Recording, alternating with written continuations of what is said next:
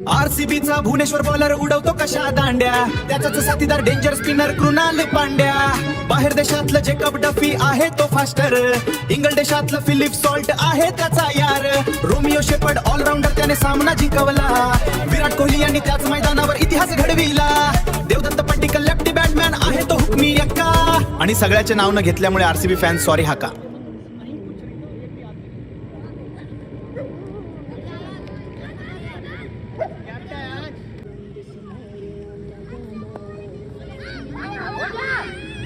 How's that?